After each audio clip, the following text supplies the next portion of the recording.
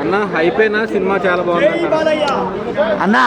Cinema హైప్కి తగ్గట్టు హైప్కి పదింతలు. Cinema హైప్కి తగ్గట్టు కాదన్న, హైప్కి పదింతలు ఉంది. పదింతలు నేను చెప్తున్నా కదా. అఖండ 1 అనేది పనికిరాదు, దీని ముందు అఖండ 1 అనేది పనికిరాదు. మన హైందవ ధర్మం గురించి, మన సనాతన ధర్మం గురించి, మనం దైవాన్ని మర్చిపోకూడదు, మన దైవాన్ని మనం ముందుకు తీసుకెళ్ళాలి, మన ఫ్యూచర్ జనరేషన్స్కి మనమే దాని గురించి చెప్పాలి అని చెప్పి అంత అద్భుతంగా చూపించారు బాలయ్య బాబు గారు, బోయపాటి గారు బాలయ్య బాబు గారితో. అసలు బాలయ్య బాబు గారు అఘోరా వేషంలో, పంచభూతాల్ని ఆధీనంలో పెట్టుకున్న అఘోరా వేషంలో నడుచుకుంటూ వస్తుంటే చేతులు కట్టుకొని కళ్ళార్పకుండా ఇలానే చూస్తూ ఉంటామన్నా. ఎస్పెషల్లీ ప్రీ క్లైమాక్స్ దగ్గర మొదలైతే క్లైమాక్స్ దాకా, పోస్ట్ క్లైమాక్స్ దాకా, క్రెడిట్స్ అన్నీ వెళ్ళిపోయాక కూడా చూస్తూనే ఉంటాం. సినిమా సరిపోలేదు, ఏంది అప్పుడే అయిపోయింది ఆ సినిమా, డోస్ సరిపోలేదు, ఇంకా పడాలి ఇంకా పడాలి అన్న ఆశతో చూస్తూ ఉంటాం. అంత బాగుంది సినిమా. అఖండ 3 నేనైతే ఎక్స్పెక్ట్ చేయట్లేదు, ఎందుకంటే క్లోజ్ చేశారు సినిమాని. 3 గురించి ఎక్కడ హింట్ కూడా ఇవ్వలేదు. కానీ అన్న, నేను బోయపాటి గారికి ఒకటే చెప్తా, మీరు స్కంద నా బొంద ఇవన్నీ వద్దు మాకు. అఖండ ఒక 10 పాటలు తీయండి.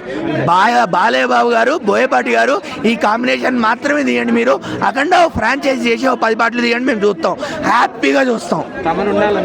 తమన్ ఉండాలి అన్న, తమన్, నందమూరి తమన్ అన్న. ఏం కొట్టేవన్నా అసలు. మీకు ఆ బ్రాహ్మణ అన్నదమ్ములతో మీకు వేదం పలికిస్తూ బ్యాక్గ్రౌండ్ మ్యూజిక్ కొట్టాలన్న థాట్ ఎలా వచ్చిందన్న? ఎప్పుడు స్పీకర్లు బద్దలైపోయాయన్న న్యూస్లు వస్తాయి కదా, ఈసారి కూడా బద్దలవుతాయి. స్పీకర్లు కాదు, మన చెవులు బద్దలై రక్తాలు కారుతాయి. పక్కక్క రాసి పెట్టుకోండి, న్యూస్ వస్తుంది. అసలు బాలయ్య ఎంట్రీ ఇంకేమని చెప్పాలా? జీప్ మీద సింహం బొమ్మ, బాలయ్య బాబు వారు పక్క నుంచి వస్తూ ఉంటారు. అంటే ఇది అఘోరా వేషంలో ఉన్న ఎంట్రీ కాదు.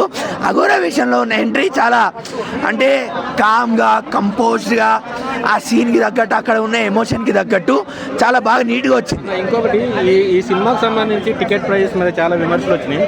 లాస్ట్ మినిట్లో తెలంగాణ గవర్నమెంట్ కూడా క్యాన్సిల్ చేసింది, కోర్టు నుంచి ఆర్డర్స్ వచ్చాయి. సో మీరు అసలు ఈ టికెట్ ప్రైజెస్ గురించి మీరు ఏం చెప్పాలనుకున్నారు? పెంచడం కరెక్ట్ అంటారా కాదంటారా? అంటే ఏమో అన్న, నేను ఒకటే చెప్తా, ఇప్పుడు ఇన్ఫ్లేషన్ అనేది చాలా పెద్ద కాన్సెప్ట్, మనం దాని గురించి మాట్లాడలేము. అన్ని రేట్లు పెరుగుతున్నాయి అన్న, అన్ని సరుకుల రేట్లు పెరుగుతున్నాయి. నేను ఒకటే చెప్తా, అన్ని సరుకుల రేట్లు పెరుగుతున్నాయి. మీరు అన్ని సరుకుల రేట్ల గురించి మీరు అడుగుతున్నారా ప్రభుత్వాన్ని? అడగట్లేదు కదా జనాలు, మిమ్మల్ని అడుగుతున్నా. అన్ని సరుకుల రేట్లు పెరుగుతున్నాయి, అన్ని రేట్లు పెరుగుతున్నాయి. పెట్రోల్ రేటు పెరిగింది, మీరు వాడే నిత్యావసర రేట్లన్నీ పెరుగుతున్నాయి. సినిమా రేటు కూడా అట్లనే పెరిగిందన్న. సినిమా కూడా అంతే, అది కూడా పెరగాల్సిందే ఎప్పటికైనా. మీరు ఇక పచ్చిగా మాట్లాడతారు, సిగరెట్లు తాగుతారు, మందు తాగుతారు, వాటి రేట్లు కూడా పెరుగుతున్నాయి కదా. మాట్లాడారా? అడిగారా? లేదు కదా. సినిమాకి వచ్చేవారికి ఎందుకు ఇంత గోలా నాకు అర్థం కాదు. సో నేనైతే దాని గురించి ఏమనుకోను, పెరగాల్సిందే తప్పదు ఎప్పటికైనా. ఏదైనా రేటు పెరిగి ధర్మమే అంటారు, ధర్మం అన్ని వైపులు ఉండాలంటారు. అంతే, ధర్మం అన్ని వైపులా ఉండాలి. Equality should be everywhere, everyone is equal. కొన్ని సినిమాలకి రేట్లు పెరగట్లేదు, కొన్ని సినిమాలకి రేట్లు పెరుగుతున్నాయి కదా, దాని గురించి ఏమంటారు? అంటే దాని గురించి ఎందుకు అంటే, ఇప్పుడు ఒక పెద్ద స్టార్ క్యాస్ట్ ఉంది, ఎస్పెషల్లీ మన బాలయ్య బాబు గారు, లేకపోతే రాజమౌళి గారు వస్తున్నారు. ఆయనకు ఒక స్టార్డమ్ ఉంది, భారీ భారీ బడ్జెట్లు యూజ్ చేస్తారు. వాళ్ళు వాడే పరికరాల రేట్లు కూడా ఎక్కువ ఉంటాయి. ఇప్పుడు మొన్న వారణాసి ఈవెంట్లో మీరు చూశారు, ఐమాక్స్ కెమెరా అన్నారు. ఐమాక్స్ కెమెరా 80 లక్షలు రెంట్ ఒక రోజుకి. సో ఆబ్వియస్లీ టికెట్ రేట్ ఎక్కువ ఉంటుంది. మరి వాళ్ళు వాడే దాన్ని బట్టే టికెట్ రేట్ అన్న. ఇప్పుడు ఏం జనాల మీద రుద్దట్లేదు, ఇప్పుడు మేము సినిమా మీద ఉన్న అభిమానంతో, సినిమా మీద ఉన్న పిచ్చితో మేము అన్ని డబ్బులు పెట్టుకొని సినిమా చూస్తాం. సినిమా బాగుంటే చాలు మాకు. టికెట్ రేట్ తక్కువ ఉన్నా హిట్ చేస్తాం, టికెట్ రేట్ ఎక్కువ ఉన్నా హిట్ చేస్తాం. సినిమా బాగుండాలి, మేము బాగుండాలి సినిమా చూసుకుంటూ, అంతే.